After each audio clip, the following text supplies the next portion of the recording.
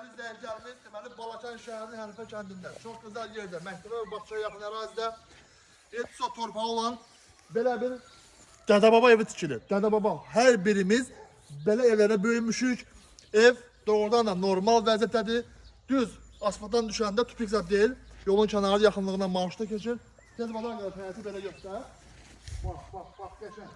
Ya buradan evin yöndən göstər, belə göstər.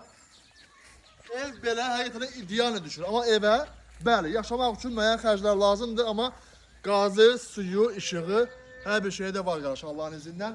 Həyətdə belə bir su basenesinə oxşayan bir şey də var. Bax qardaş göstər. Tezbaza. Bax. Ağacı, çiçeği, böceği reski belə fırlar. Bax dəmir qapıları göstər. Tək o dəmir qapıları evdən çox pul edir. Bax dəmir alan qardaşlarımız da keçir. Göstər. Gəl. Gəl, gelin sağ ol. Bax. Burada da belə bir torpaq sahəsi var. Belə göstər qardaş. Ay sağ ol, bak. Deməli getdik evin içərisinə. Burada maşın, kamaz, salma, gəmizdə salma yer də var. Qardaş tek baxan. Bax. Qardaş. Altı belə fazlalıdır, tez bazar gəl. Bax. Ay sağ ol, bəs getdim. Get tez bazar. Abi dəmirləri göstər qardaş. Bax. Dəmir kansusu, hər bir şey var, necə lazımdır. Getdik. Bismillah. Yerdən 50-60 plakan yuxarıdadır. Gel kardeş, oy öldüm. Gel. Tez kaç. Balkonu göstereceğim kardeş, balkona gideceğim olsun, gel. Girişte, böyle bir tane. Dəhliz, tez bazar. Vay ya, gel.